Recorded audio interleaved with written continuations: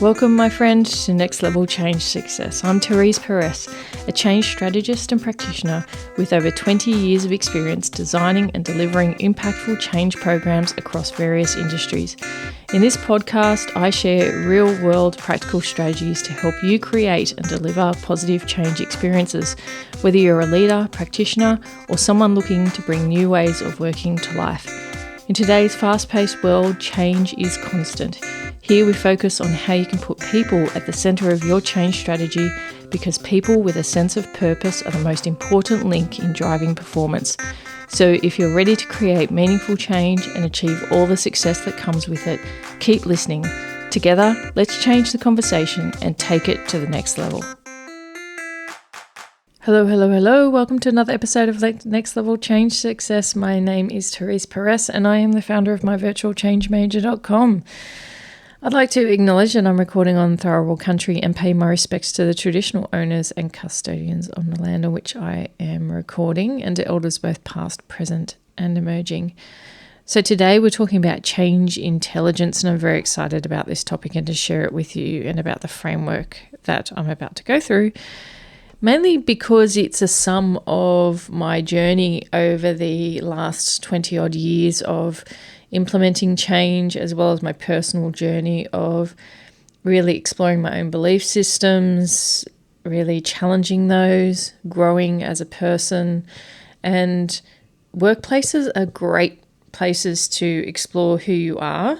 And if you haven't yet made that connection, I encourage you to start to reframe your experience of work around being an opportunity to explore your belief systems, to explore what lights you up, what purpose you feel like you might have in this world, your own talents, your own strengths, and really take that approach.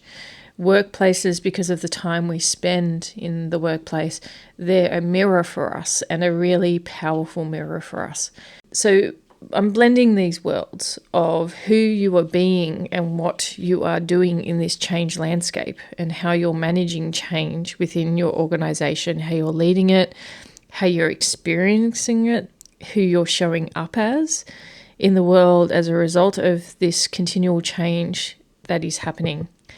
And I've put together this thing, I guess, called a change intelligence framework to reframe change and to see it as a way that you can explore who you are, because that's always a central focus. The know thyself, which Shakespeare, talks about, which is very fundamental. The more you grow and know yourself, the more you will be able to lead change better, the more you'll be able to implement change better, the more you'll have real, authentic connections with people, and you will feel a comfort in your own skin. And I think that's really important in this day and age, and for change especially, being able to respond to change, being able to navigate it and deal with it well, has to do with how well you are aligning your purpose and your self-awareness when you're in the workplace. So we don't compartmentalize our lives. We're not one person at home and another person when we go to work. If you are compartmentalizing, that is going to break at some stage, and that can happen through various changes that might happen in your organization. So it might be a job change, it might be a title change, it might be you made redundant. These things are really challenging for people when their whole identity is attached to status. And I have never really had that, yet I've still had growth experiences, even through things like a redundancy, where that letting go is really present. The feeling of not good enough really comes up when that's a falsehood, that's not reality. So many things to look at when looking at workplace dynamics and your relationships in workplaces, and there's going to be a lot of conversation I'll have about that within the Next Level Change Success podcast as well, because this is how you show up. Like, if there's one thing that I can share with you that I know is going to make a difference, it's this change intelligence framework, and then also exploring workplace dynamics with you and how you can show up differently so that you can, as I said, lead better change, lead change well, receive change well, support your team through change, build teams, and instigate change yourself. So let's join these worlds and let's go through the Change Intelligence Framework, because there are 6 areas that I'm covering in the webinar series that you'll hear a little bit about at the end of this episode. And these areas I've really enjoyed unpacking these areas for you. So hopefully you can attend one of those webinars and then come on this journey around the Change Intelligence Framework. So let's go through the first area, which is connected thinking. And this is being able to join the dots. Now, in organizations, if you're early in your career, some of this will come more and more easily as you gain your corporate experience or as you gain your experience within the company that you're working for. Because companies go through cycles, and within organizations as well, there's an ecosystem within organizations. There are standard functions that sit across an organization, and how they work together. A connected thinking aspect starts to explore how all of these different areas are connected, which means that if one area changes, another area by default will change, because, as I said, it's an ecosystem. I was a student of biology, so that's why I like that concept of ecosystem, because everything is interdependent. It has a way of working. If you move or change something within that framework, within that ecosystem, other things will be impacted. And that's no different to an organization. You change something in the people and culture space or the HR space, for example, that's going to impact how the frontline teams work, because they would have dependency on that area. There's no area that actually sits in a true silo in an organization, none. So therefore, when thinking from a connected thinking standpoint, you are seeing the field for what it is. You're seeing the ecosystem for what it is. You are exploring through a conversation that if there's a change in a policy or a change in a process, you are able to join the dots around the flow-on impacts of that change and being able to size it appropriately. So we've run the session on connected thinking in February, and we will continue to unpack that for you. So if you jump onto the website, there's some information about connected thinking there. And just always remember, are we joining the dots enough? Are we sizing the impact enough? Are we giving enough effort to help this change be realized and for the benefits to be realized? So that's the first space of connected thinking. And after a while of exercising that muscle and going through that process around impacts and thinking about the depth and breadth of the impacts that are happening as a result of the change, you will be able to do it 2-3 seconds. Be able to ask the right questions, be able to join the dots, and then be able to either manage the change, implement the change, or size the change appropriately. So it's a really great skill set to have. It's a mental model. And as I mentioned, there will be some more information about that on myvirtualchangemanager.com. Let's jump now to growth and grit. This is one of my passion areas, growth and grit, because I am such a continuous learner. I'm very much about everything being a learning experience. Whether my experience of it might be positive or negative, it's all about growth. It's all about what can I learn from this situation. Now, in the change context, of course, this is about what did we learn when we tried to do various interactions, where we tried to do various change activities to help the person and the impacted group come along the journey. What did we learn about what worked, what didn't work? What did we learn about ourselves and our team and our change team about how we could work well with training or with communications? How well do we work within the program? And this is very much about reflection and creating the space for reflection. You have every opportunity for every change experience to learn, or you have every opportunity to let the learning go to the wayside and then continue to do the same thing and expect a different result, which actually is the definition of insanity. But very much this is about growing and growing as a person, changing your approach.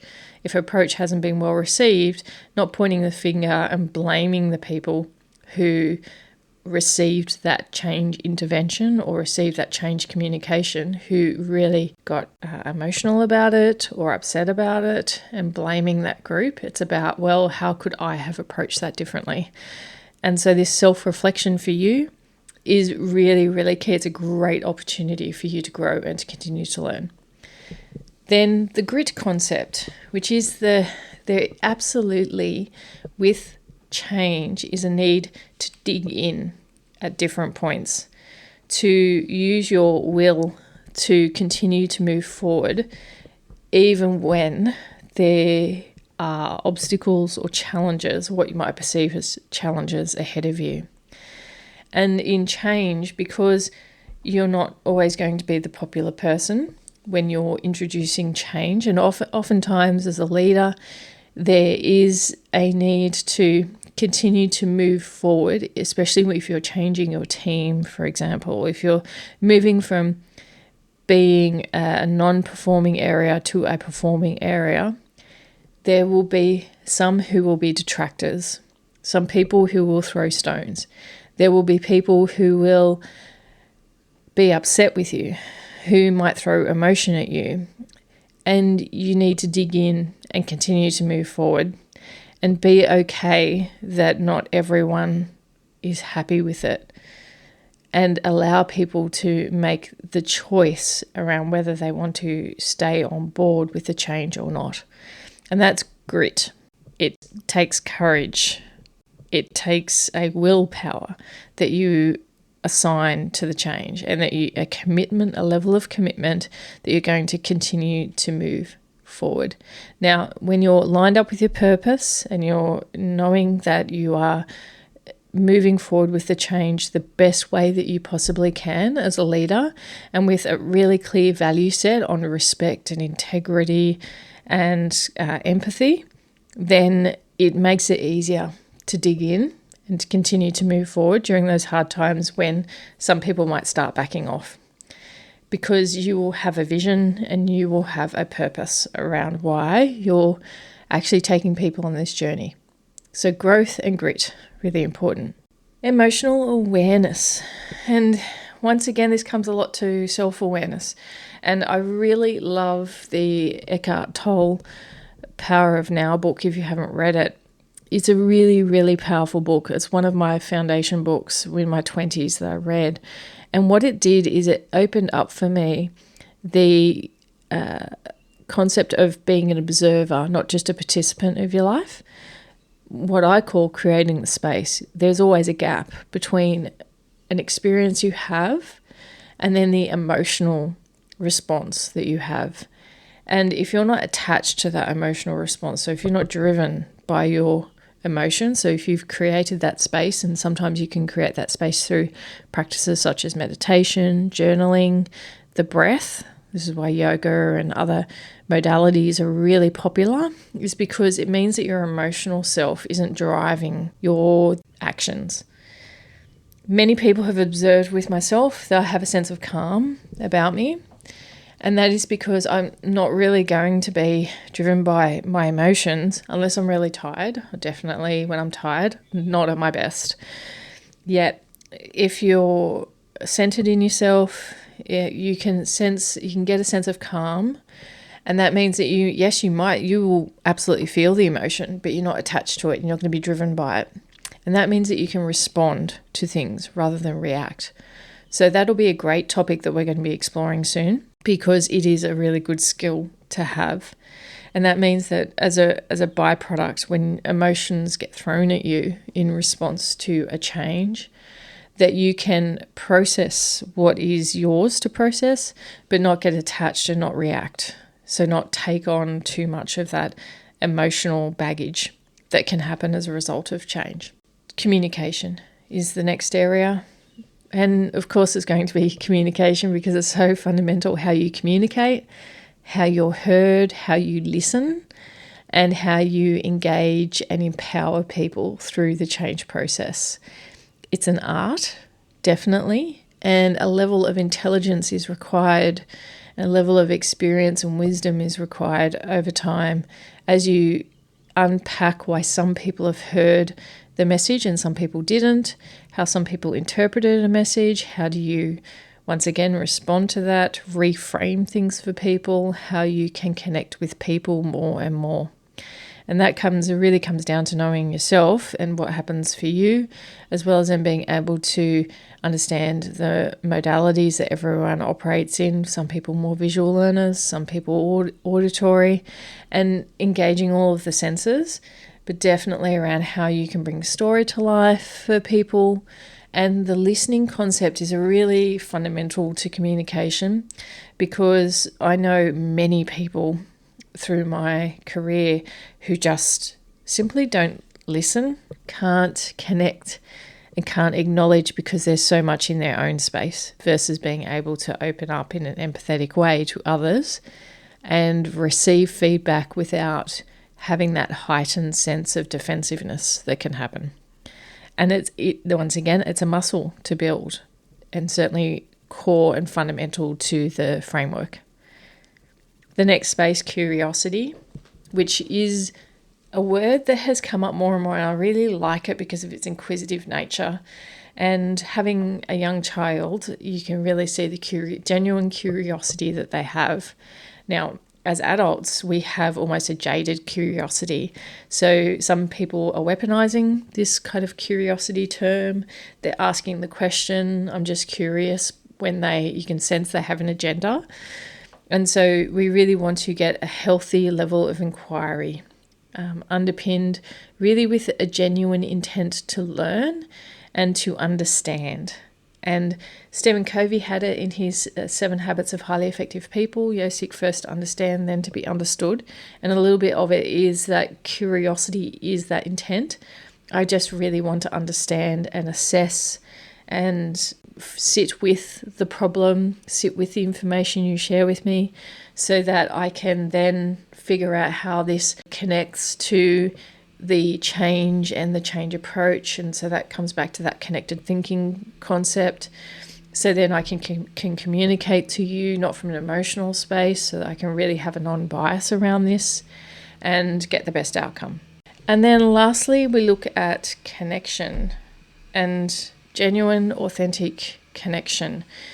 Connection with yourself is just as important, and connection with who you are, that unpacking of who you are, that self-reflection is just as important, and if anything, facilitates your ability to connect with others and connect in an authentic way. I had someone say to me recently when I left a role that I was in and said, thanks for chatting with me and not just about work. And that kind of sat with me because first of all, I thought, oh my God, who just talks work all the time? Because that's not really where I'm at. And my key focus, and I'm not sure if you're in the same space, but let's just kind of unpack this a little bit. Work will always get done. But the people who show up and how they're feeling and where they're at in life and their confidence levels, whether they're confident in what they can do, what support they need, that is far more important than the work. Because my assumption is that everyone who's doing the job is capable of doing the job. That's why they've been hired to do the job. So when I'm talking to people and even in one-on-ones, one of the biggest things I seek is connection with that person. And I won't do it, I won't force it. It'll be at their permission, consciously or unconsciously. And part of it will just be getting to know the person. And I should never be surprised at it, but sometimes I am, that when I set up team meetings and team stand-ups, the best team stand-ups are when people are sharing things about themselves, their lives, just that genuine connection, which helps us work better. It helps us bring more of ourselves to work and to have that sense of safety, have that sense of belonging, even when you've got diversity around your team, even when everyone comes from different backgrounds, has different life situations. It's the connection that strengthens your team. A while ago, quite a number of years ago, there was an activity that was done in a team building, and it talked about twine, and it talked about the threads of a twine and a rope, that a thread by itself can be easily broken, yet when it comes together and is wrapped around each other and becomes a rope, you cannot break it. And that is very much like a team and a mindset that you might want to consider around physical activities, where people can understand that concept of, by yourself, you're vulnerable. As a team and a sense of belonging, you are powerful. And connection brings that. Whether you're in a program team, whether it's your own team, whether you just have direct reports and they have the bulk of people underneath them, really encourage getting to know your people, really encourage and it's not just going out to drinks every week. I really think there's a lot more, because the drinking culture, which can be quite prevalent in banks or other some organisations, it's not just about going out and having a drink and having a good time. It's actually about going out and getting to genuinely know each other, to share, and to be able to know that that person has your back, they know more about you, and that they're going to be conscious if you're having an off day. They might know something about you where they're going to support you because there might be something going on for you. So vulnerability is a scary word, and I think a very scary word for most people, being vulnerable, because just through it, the connotation through it says, I could be hurt if I'm vulnerable. It's hard to reframe a word like vulnerable, I think, in this day and age. Yet connection, and strong connection, does have a level of vulnerability about it, but with permission. Really connecting, and that enables you to be able to take people through change, for sure. So genuine connection is that last area. So change intelligence, I'll just cover off the areas again. Connected thinking, being able to join the dots and do that in a fast way to be able to make sure that you're not underscoping the change or underestimating the change. Growth and grit, seeing everything as a learning opportunity, definitely capturing those learnings and lessons in real time. Having those feedback conversations about what can I learn from this, has this shown up for me before? And then grit around the strength and will that you will need to apply, and being okay to apply that to continue to move forward with empathy. Then emotional awareness, feeling the emotions but not being attached to them. Being able to ensure that your decisions aren't driven from an emotional place, but from a space of calm. Communication, giving, receiving feedback, communicating in various ways, engaging and empowering people, having a sense of curiosity, genuine curiosity, to be able to learn, to gather information, to be willing to be wrong is a genuine curiosity. And then connection, authentic connection, a level of vulnerability and trust that you would create with people so that you can help support them through change. All of these combine and align with purpose and with self-awareness. As you raise your self-awareness and build these different areas of competency and strength, you are going to enjoy the challenge of change and learn. Most of all, learn through all of the change that is either that happens to you, that might blindside you, change can be a phenomenal landscape, and it's never ending. So it is a skill that will set you up for success. I hope you've enjoyed the episode. I've enjoyed sharing this framework with you, and we are exploring it at myvirtualchangemanager.com through our webinar series. So please jump onto the website, register, so that you can come with me through this journey of unpacking each of these areas for your own benefit and for the benefit of those that you lead, that you work with. Have a fantastic day, and thanks for listening. Hi, it's Therese here again. I just wanted to mention that we have the Change Intelligence webinar series happening this year, and you don't want to miss out on any of the topics that we're going to cover. It's a live webinar series talking about change resilience, change frameworks, connected thinking, how you can change your mindset and the mindset of others, behavioural change and what that can offer. If you don't want to miss out, then come to myvirtualchangemajor.com. Just simply register and we'll let you know when the next webinars are happening so that you can come along. Spaces are limited, so be sure to jump across and register as soon as you can, and you'll see some of the topics that we're going to cover. I hope to see you there and to continue to work with you to create positive change experiences.